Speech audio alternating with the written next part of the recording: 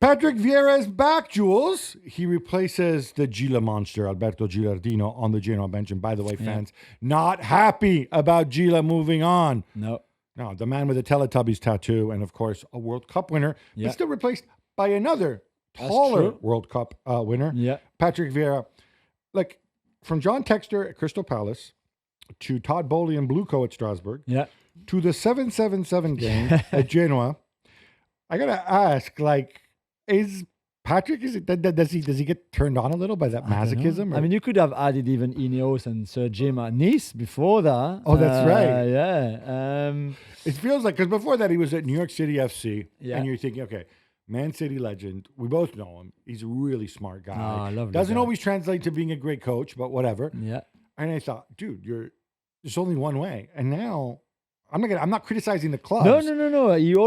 He wanted to coach in Italy. So could he have waited for a better job? Maybe. They're 17 in the table. They play Cagliari this weekend, who are 16, just above them. Yeah, it's a huge game. It's they can slip into the bottom three. Yeah. And obviously Patrick will meet again Super Mario Balotelli, who they were together as players at Inter and at Manchester City. But then, more importantly, maybe in this case, Patrick Vieira coached Balotelli at Nice, and Balotelli left the club in January because they could not work with each other anymore. I think they respect each other as human beings, but in terms of coach and player, it just didn't work out. They could not bear each other, and Patrick didn't like the attitude that Balotelli had. Balotelli didn't like the tactics that Patrick was trying to implement. So I think this is very promising in terms of, hey, what could go wrong in here? Yeah, exactly. I'd say this about Balotelli. It's not like Balotelli is Genoa's key player. That's true. He arrived recently. We talk about him because of Super Mario. Right now, other than getting yellow cards, he's not.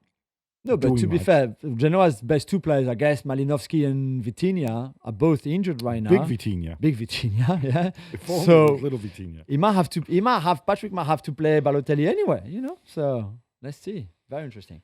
Ricardo Pepi scores again as the USA beat Jamaica 4-2 in the Nations League second leg, quarterfinal, second leg to advance to the next round.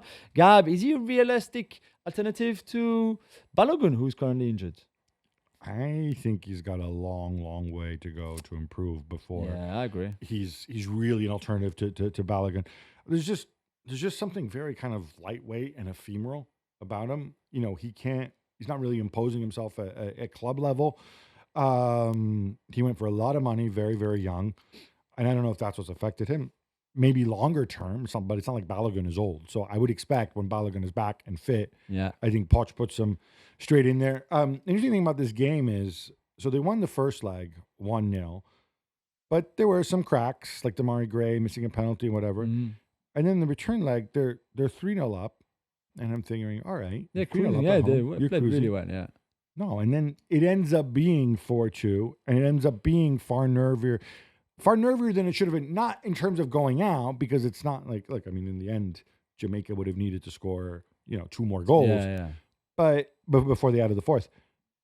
But it's more like, it's just like the team, like you could see all of a sudden they're kind of freaking out a little bit and getting more conservative. That's one of the things I think that Pochettino is going to want to stamp out of them. Work on it. After losing the first leg 2-0, Mexico stormed back to beat Honduras 4-0. And they also, which obviously means they also advanced to the Nations League. They're now in the semifinal. Yeah. Jules, this is pretty dramatic because after my man Raul Jimenez, yes, he lives again. Yes, lovely. He broke the score and then they scored a second. But with 5 minutes to go, it was all level. This really could have gone either way. It could have gone either way. And to be fair, Javier Aguirre's substitutions made a big difference. Those players were decisive towards the end. Henri Martin, yeah. Or maybe Martin. We're not sure. Or Henry Martin. Who knows? How you say in Mexico. But good. And now they play Canada in the semifinal, which on paper looks very tasty. The US will play Panama in the other semi. And gearing maybe towards a USA-Canada or USA-Mexico final, which would be great, obviously. So I'm not sure I saw that one coming, to be fair, the remontada from Mexico. So I think that is a lot of pressure on them after what was a terrible first leg. More problems for the Club World Cup, Gab. I think they didn't have enough. Alajuelense. Yeah, you've never heard that name before. You're right. They're from Costa Rica, right? They're the other big team in Costa Rica after Deportivo Saprissa. Saprissa, of course. At least, we know Saprissa maybe a little bit more than Alajuelense. But they filed a legal complaint against FIFA. Why? Because you're saying FIFA are ignoring their own rules because basic rule of competition, which, Yeah. in this era of multi-club ownership gets fudged with sometimes, you can't have two teams owned by the same people. And Leon won the Champions Cup to qualify for this tournament. Pachuca won the Champions Cup to qualify for this tournament. Unluckily, they're both owned by the same people. They're actually called the Pachuca Group. Oh, very I think they also have a stake in Oviedo as well. This competition is in 7 months? Yeah. And they need to sort this out. I think it's a really terrible look from FIFA if they just go out and flat out ignore their own rule. Also because, it's not, if they have a proper draw. But they've announced those clubs already. So They've announced the clubs. It'd be weird to say, So I think what's happening, and there's a draw on December 5th. Yeah. There's been some suggestion, maybe the ownership group will sell one of these two clubs. I don't know which club they care about more, because I'm not an expert in Mexican football. I'm assuming they care more about Pachuca, since they're not called the Leon Group, they're called the Pachuca Group. But again, it has to be on the level. If you're going to sell Leon, sell it to somebody. You don't just put it in don't just park it with your rich friend for a month. They're like, oh, look, we're going to buy it back. I think for this to work, there has to be an outside semblance of integrity in this. You already screwed this up a little bit with the Inter Miami situation, representing the host nation. And look, I get it, right? You want to make sure that, the Seattle Sounders have qualified. They'll be there. Yeah. You want to make sure there's another American team, since it's in the U.S., and the American team has to be a team that people actually care about.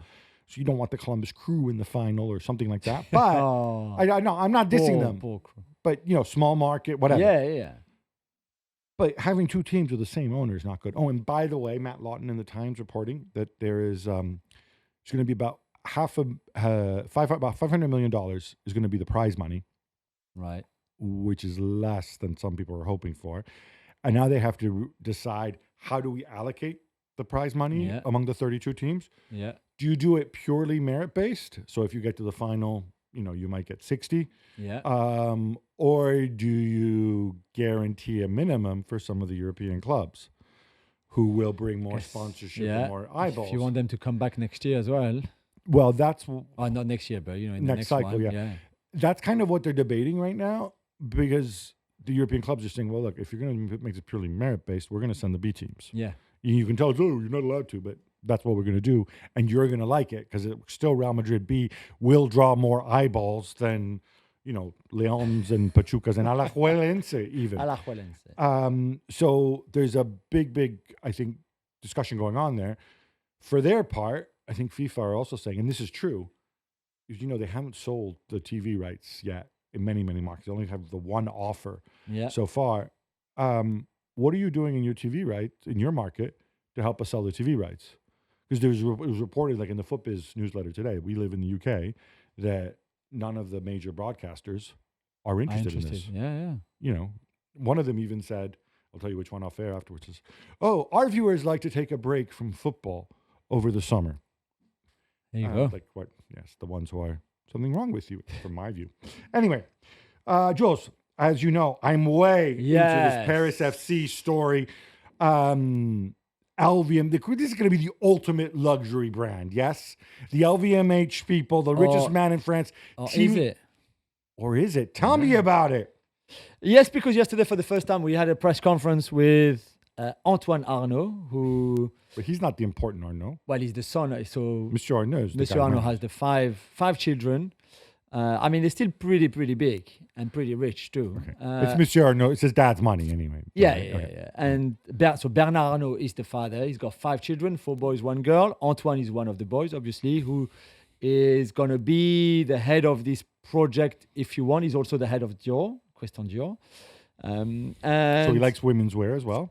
Well, Christian Dior do men's stuff. Yeah, no, very relevant in the 70s, yeah. No, but even that, I'm joking. Kylian Mbappe is the model of it. So, and Antoine Arnaud gave his first press conference yesterday, where I think he explained a bit more what they want to do, and basically that, which might disappoint a few in terms of stardom and bling bling, etc. Because he said they basically want to play with a lot of young players and have a business model where they give the young players a platform before selling them. Hence why the Red Bull Group is coming not as a co-owner, he made that really, really sure yesterday, but just as a partner they will own 11% of the club, just for their savoir-faire in terms of youth development, young players, etc. Apparently, he spoke to Jurgen Klopp a few times. He was very excited about this Paris FC/Red Bull project.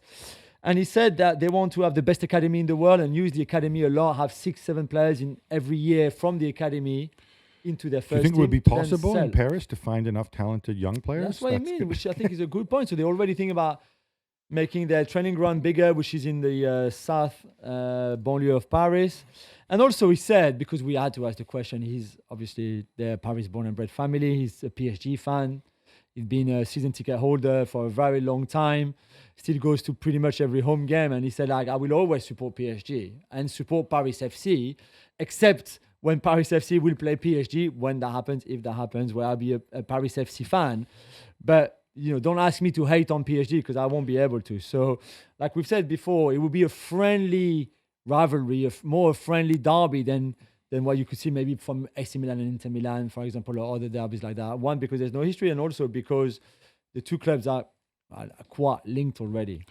So there's like two questions for you. One is they famously gave away free tickets last year. Is that going to continue? Yeah, he said it will continue, not the full stadium.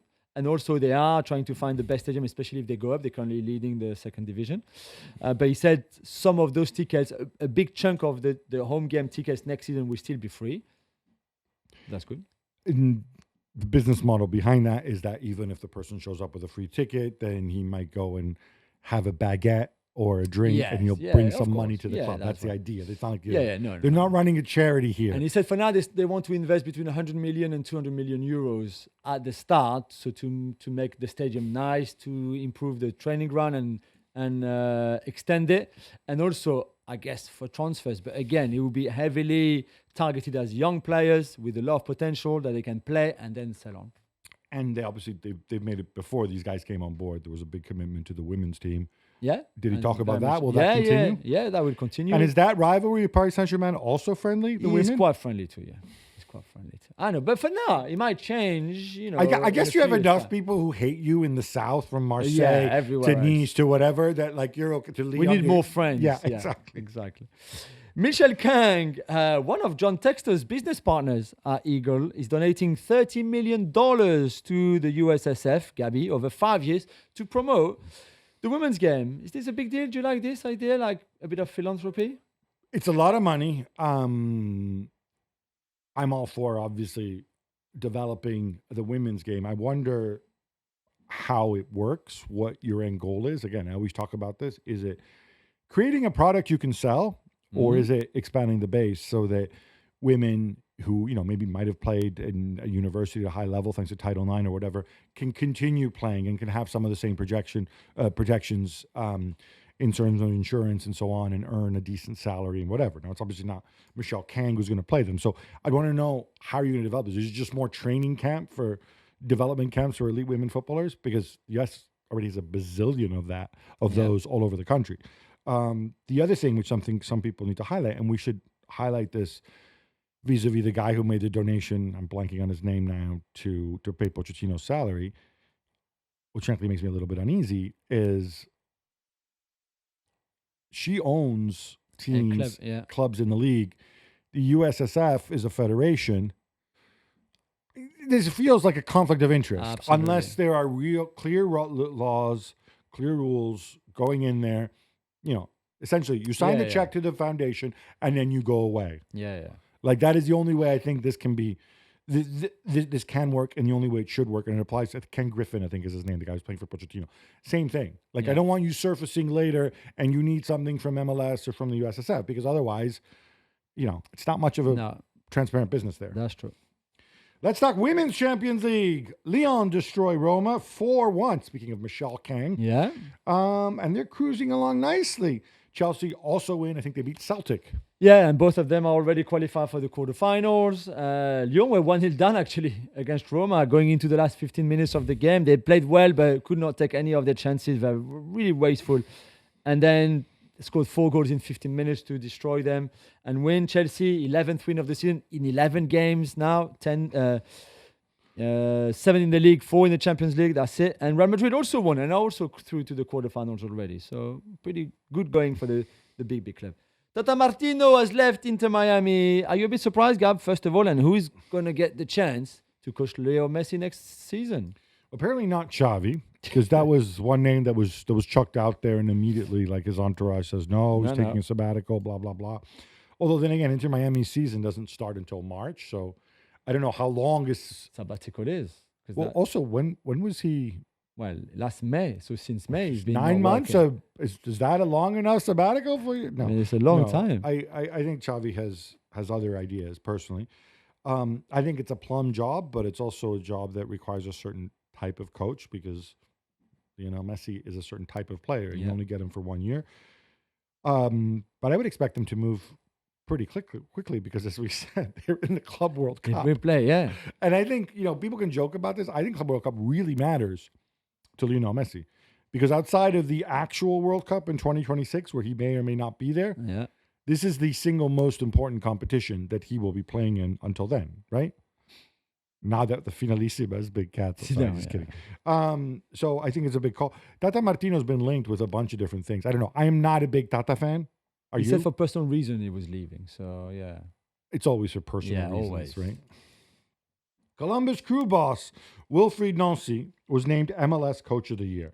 Joe, some very smart people I know in the game absolutely rave about this guy. More importantly, I love this story. You've put it in the quick hits several times, you random things, and we couldn't get there because we had more important things to talk about in the past, like Alajuelense. I would like you to introduce him because I love the route that this guy took into coaching. Yeah, I mean, he had a decent career, to be fair, played in the lower leagues in France, 3rd division, 4th division, if you want, a bit of a journeyman, but still, I think he might even have played in the 2nd division. And I think very quickly he realized, even while a player, that he would fancy really being a coach one day. He clearly had tactically some really good abilities. So he started really, I think, from the bottom, taking youth team coaches jobs, second assistant jobs, not easy. And then he went to Canada for university too. To university, and then before his career, and then after went back to Canada where he also worked with Rémi Garde first, I think, and then Thierry Henry, who I think was the big kind of guy that he had through this career. And I'm just amazed, and I can see him. I love what he's done at Columbus Crew, but I think he's ready for something much, much bigger. Yeah. And I think he's looking up to maybe coming back to Europe as well. He's 47 years old, and I know that, people will, and obviously, look, I'm going to be very blunt about this, right? There are prejudices in football. You're 47 years old, and you've never coached professionally in Europe. Yeah. You're black. Yeah. Your last name is a woman. No, that last one doesn't. The Nancy. A French city. But French city, yes. Where Michel Platini once played. Exactly. I think there's a lot of prejudice and stereotype working against him because of all these factors. But I think he's done it in Montreal. He's done it in Columbus. Yeah. I think there's enough there that I would be shocked if somebody. You assume France or maybe another Francophone place wouldn't go and give him a shot. Yeah, absolutely.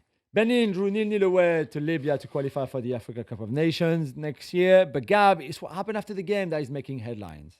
Yeah, so the Benin players say that they were held back after the game for hours. They say that they were attacked by policemen when they tried to leave. That their coach Gernot Rohr, there's video of him. It looks like he's been hit in the head with a baton. This is the second time we've had issues playing in Libya right now. Obviously, the Nigeria game, which Libya eventually forfeited. I'm very happy for Benin. I believe they're the Cheetahs, if I'm not mistaken. Yeah, that's right. Qualifying for AFCON. You can't have this. You have to have player safety. Yeah. And if Libya can't sort this out, then I think they're on their way for a really, really tough punishment from CAF. Jules, you're the biggest Wales fan on this show. How big is it? How big is it that they were actually promoted in a wild and exciting final day that saw Turkey somehow lose to Montenegro and Wales beat Iceland? It was incredible, really, if you were a Wales fan within the Cardiff Stadium or watching on television with an ear or an eye into what was happening in Montenegro, because you're right, Turkey in horrible condition. The pitch was terrible. It was raining. It was windy. Kristovic from Lecce scored a hat-trick for Montenegro. Incredible scenes. Kenan Yildiz pulled one back at 1-1 for Turkey, but it was not enough. And in the meantime, Wales then had to win to top that group in League B to go up and be promoted to League A. And our friend Ben Davis, a dear friend, did it with his young team. Craig Bellamy still unbeaten after they got a 0-0 draw in Turkey at the weekend. With a great win against Iceland, they came back from a goal down too to score 4. Conway scored, Lee and Callum, scored. Brennan Johnson scored. Harry Wilson scored a lovely, lovely goal again. He's in great form at Fulham. So wonderful win for them. And it's good to see they've got so much momentum. And you know what? I think that Craig Bellamy, there's something there because he's doing a really good job with his team. I watched the extended highlights of this. This Liam Cullen fella, I was not familiar Swansea, with. Yeah. But there's just a belief and there's an organization to this team. Yeah, and the intensity, it's really, really good. Iceland, I think, was kind of packing, I won they were. whatever. But the 0-0 draw in Turkey really made the difference here. At the weekend. Yeah, the weekend where obviously Turkey missed a penalty, we said, but they grind that out and then they played brilliantly against Iceland to qualify and to get promoted. So well done to them. Romania, were awarded a 3-0 walkover win over Kosovo by UEFA. Gab, what happened? So basically, the game was, this happened, I guess, at the weekend as well. The game was 0-0. It's the 93rd minute. Every report that I say mentions the fact that it was very cold. I don't know how it's relevant, but whatever, maybe it was relevant. And the Kosovo players say that fans were singing songs about Serbia, political songs that were obviously Kosovo and Serbia. There's a political history or whatever. I guess, and they said, right, we're not going to put up with it. This is discriminatory chanting. We're going to walk off the pitch, which, you're not allowed to do as a team. There is a protocol for this. And I know some people will say, oh, but what if they'd been racially abused? And they might say, well, we feel racially abused when people sing songs about Serbia to us. I don't know if it's quite the same thing. Again, as I said many times, I don't like the idea of UEFA having to decide these things because it's not what they're equipped to do. It's up to the referee and to the match delegate to say this is discriminatory chanting, and you make the announcement over the loudspeaker. What I would say is minutes 93 of a 0-0 game, maybe some common sense here, because presumably it's not like they only started in minute 93. Yeah. Just end the game. It's 0-0. Let everybody go home, get warm, and move on. But yeah, you can't have this, and I wish people would exercise a little bit more dignity towards others. Back to Brazil. Vinicius was given a plaque affirming his African roots, which his origins are from Cameroon descent, and the Tikar tribe specifically. Yeah. Now this was before that game in Salvador, Brazil against Uruguay. Jules, Real Madrid's other forward can also trace his roots back to the indomitable lion. That's right, Brian Diaz. Right. No, just kidding.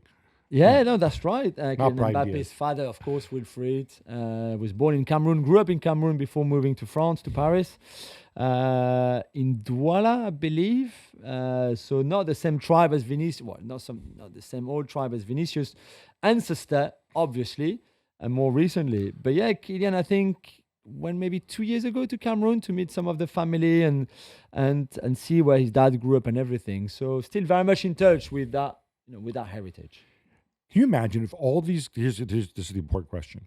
If Vinicius and Mbappe, if we had a special tournament where we say, oh, look, they have like the state of origin thing in rugby league in Australia. Said, okay, you can go back to wherever your ancestors are from. We'll make a team.